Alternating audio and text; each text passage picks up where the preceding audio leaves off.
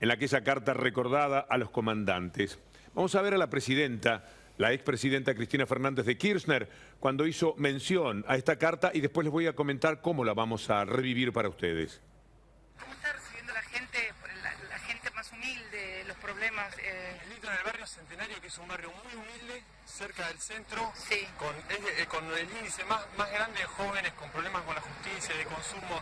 De adicción. Sí, teníamos un peque de la Cedronal, construimos ahora un centro barrial que nos lo cedieron los vecinos por el trabajo que hacíamos, que venimos haciendo con la cámpora, y estamos armando el Frente Ciudadano contra el ajuste, contra el tarifazo, estamos muy Contra la miseria. contra la miseria. Porque en realidad hacemos es miseria planificada. militancia de base. Dijera Rodolfo Walsh. ¿En qué estamos? La miseria planificada. Miseria planificada. Tenemos el acuerdo mundial. Esas son las palabras de Rodolfo Walsh en la carta la famosa carta a las juntas militares, donde habla de la miseria, donde después de mencionar, bueno, las cuestiones de los derechos humanos, las violaciones, entra decididamente en la cuestión económica, que es la otra violación de los grandes derechos humanos, y bueno, habla de la miseria planificada. Planificada. Eso decía Rodolfo Walsh. ¿Saben lo que pasa con esa carta? Es tan extraordinaria la historia referida a la lucha por los derechos humanos de este hombre, la denuncia que hacía frente a la Junta, que uno se pierde quizás en el recuerdo los aspectos que mencionaba de la economía de entonces, el plan que se estaba llevando a cabo entonces. Nacía esa fuente de neoliberalismo y de desgracia futuras para la República Argentina. Es más grande todavía, Rodolfo Walsh, de cómo lo pensamos, porque siempre estamos en función de los derechos humanos. Ahora Alfredo Alcón, nada menos, va a leer unos tramos que hemos elegido de la carta en las partes en las que hacía referencia a la situación económica. Con la miseria planificada.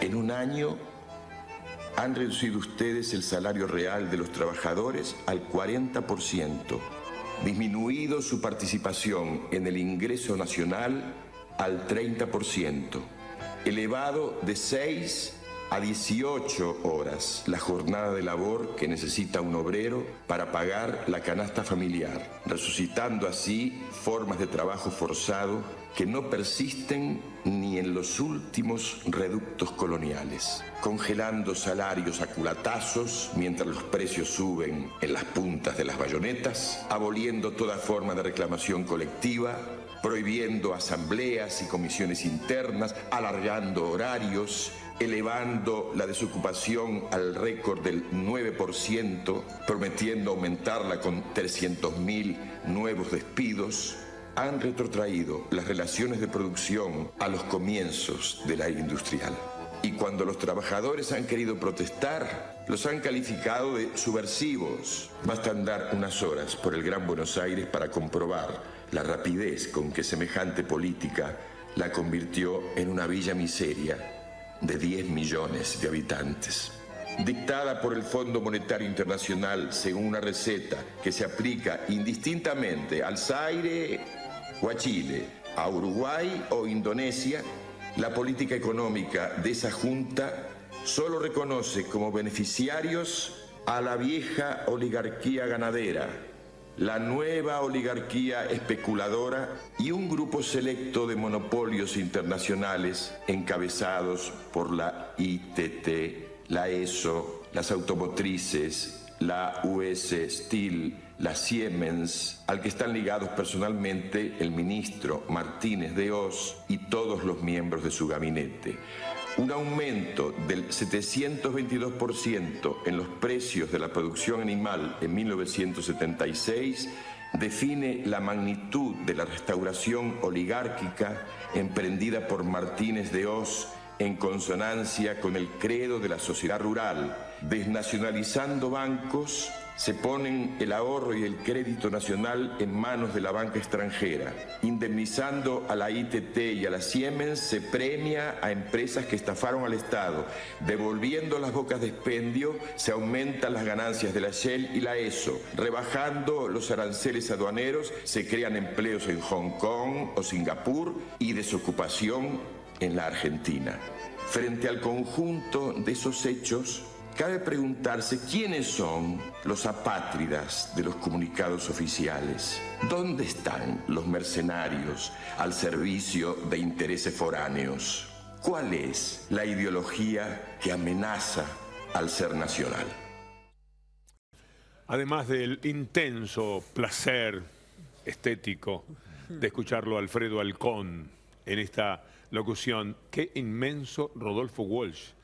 Y qué dolor ver que esa radiografía de 1977 se corresponde con lo que en buena medida hoy mismo está ocurriendo. Hasta las empresas internacionales que menciona, la Shell, por ejemplo, beneficiadas por un gobierno neoliberal, con la característica no imaginada por Rodolfo Walsh, porque era inimaginable que iba a estar a cargo del ministerio que tiene que ver con la energía en la República Argentina, un hombre directamente puesto por la Shell y que sigue siendo socio de la Shell.